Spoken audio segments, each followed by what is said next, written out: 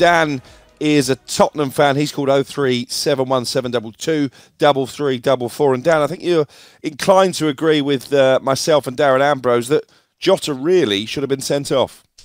Oh, yeah, please don't. Yeah, I've been watching it back, and look, it'd be 3-3 now if he was actually sent off the pitch. Now, you can see in the video that Jota didn't mean to actually kick, like skip in the face, but the point is, his boot was that high. He should have been off the pitch. The rules are, that should have been like a sending off. Dan, are you surprised VAR didn't look at it for longer? But it didn't look at it long enough at all. It's like kind of like he just waved the boot. It was serious. I mean, Skip even had there was blood all over his face. Mm. Surely they must have seen it. They could see that his boot was that high. I mean, it's a complete joke. I thought, first of all, when we went 3-0 down, I thought, here we go, this is Newcastle all over again. Yeah, I did. And then the second half, I don't know what happened, but we could have gone and won that. We hit the post two times in the second half. Obviously, one in the first half, but that was offside. But Liverpool looked really weak at the back, but. Again, it just comes to sort of experience from Mason. I don't think Mason... To be fair, I think that's been Tottenham, and we've covered Tottenham this season. Unfortunately. Yeah, no, but in the sense where that's been Tottenham first half, and they've scored late goals. I think they did it at Bournemouth 4-3. Yeah. They've scored, they don't start first half well, and then they finish strong. And that was before Mason. That was before Ryan Mason came in. It's literally Spurs this season. And what's happened lately is just they've been caught. So in the first half, not starting well, Newcastle put them to the sword. Liverpool in the first half put them to the sword. And then with the goal just before half-time, we were saying, was a big goal. Because generally, if they get it right, they finish strong. And that's what they did. And again, look, like you said, I think 2 times hit the post. Son pulled out some saves. And then, of course, put it back to 3-3. So, look, again, I'm just sitting on the fence. We won the game, so I'm happy. That's the opposite of sitting on the fence. By the way, I've just sent a video to both you guys in our WhatsApp group. There's a challenge from Oliver Skip on Curtis Jones. And again, I'm going to say what I said earlier. If it's Casemiro who makes this challenge, it's a red card. So yeah, I think VAR have had a disaster. That's the one on Diaz, right? Yeah, it is on Luis Diaz, yeah. And we obviously spoke about that one. And I mean, the tweet you had actually sent was saying he won the ball. I mean, come on. For me, and we spoke about this, that's a red card challenge as well. But I just say that it wasn't given, and the fact that wasn't given, surely that can't be a factor or a reason why he didn't get send off Jota as well, because he didn't give that one. I don't know. 2 wrongs don't make a right. That famous quote, we know that famous saying, but VAR's had a shocker as well. Let's bring in Marcus. Go on, Bae. What's your view on that one? No. We discussed that, and we said the 2 others, but I actually I look at it and I know he catches the ball on the outside of his toe, but you can't tackle like that. Exactly. For me, that could break his legs. Like right on there. For me, that is real bad. That tackle there. And yeah, look, we come down to VAR, but I think that is more sending off than the other one, in my opinion. Let's bring in Marcus. He's a Spurs fan. Marcus, some of your fans have been calling this programme tonight and suggesting that they don't want Conference League football, but you can't afford to turn your nose up at the chance to win a European trophy, can you?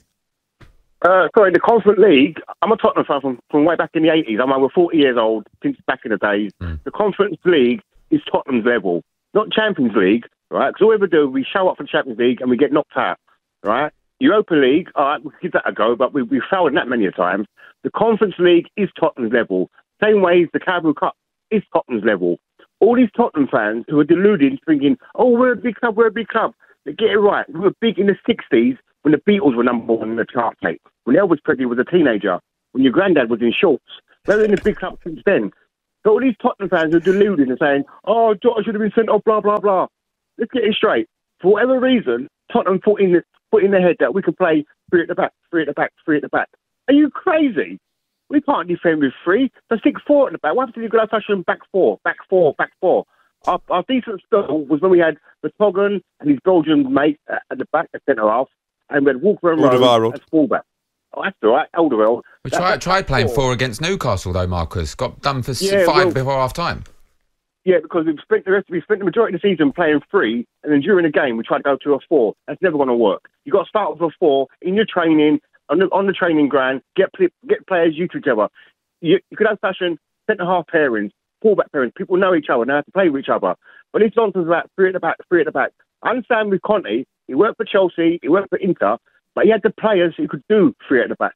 He had decent wing-backs. But it's Tottenham, what are we playing at? 3 at the back. This is unheard of. It seems to me, look, all the best teams from City and Liverpool and even Newcastle and United, they play with a back 4. Is that a coincidence? Marcus, right, play with back 4. Yeah, Marcus, cheers for the call. He mentioned there basically the Tottenham team that Pochettino took to a Champions League final. I've said many times on this station, I don't think Pochettino gets anywhere near enough credit for that. Nick is a Spurs fan. He's also called in on this Sunday evening. Nick, in terms of Tottenham's decline, for me, it all goes back to that sliding door summer.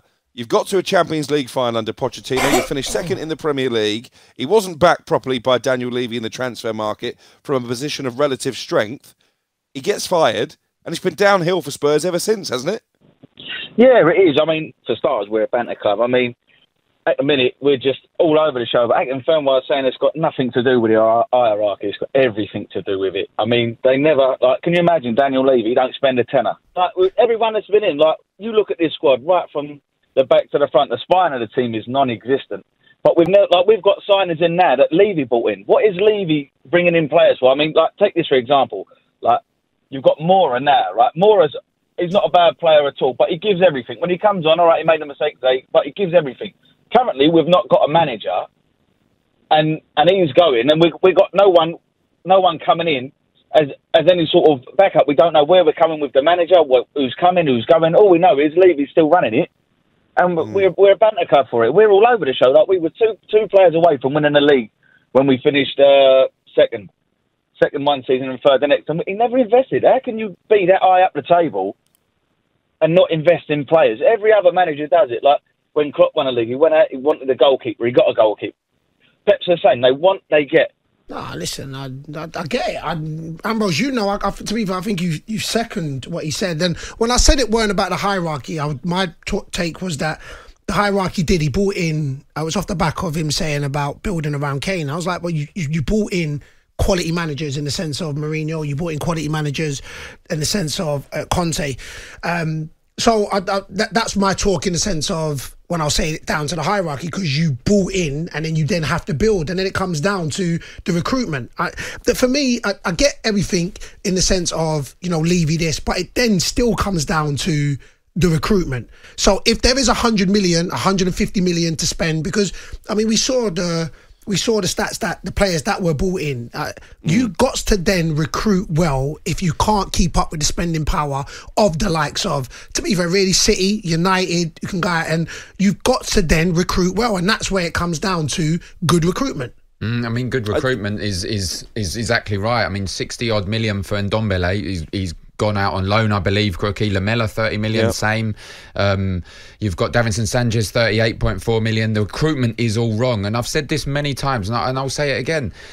Joe Lewis and the ENIC group, they don't care about the football club. They don't care about football and what's happening on the pitch and being successful. They care about making money. They're businessmen at the end of the day.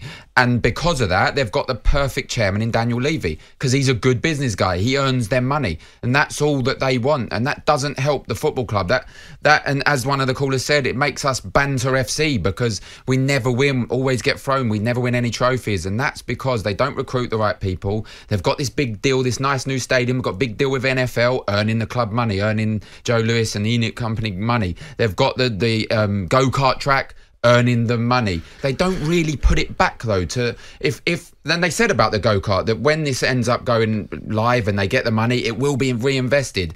I'm almost certain it won't be. So can I ask a question? And this is not banter. Is Tottenham where Tottenham are supposed to be now? Well, do you know what? That is a brilliant question, because I do know a couple of Tottenham fans who don't necessarily share the disdain for Daniel Levy and Joe Lewis that many of their contemporaries do, because they'll say, we've got the best stadium in Europe. And Daniel Levy built that. It's a But what's the point of that, Cookie? But you have regularly qualified for the Champions League in the last decade, and historically you weren't one of the top 4 teams in the Premier League.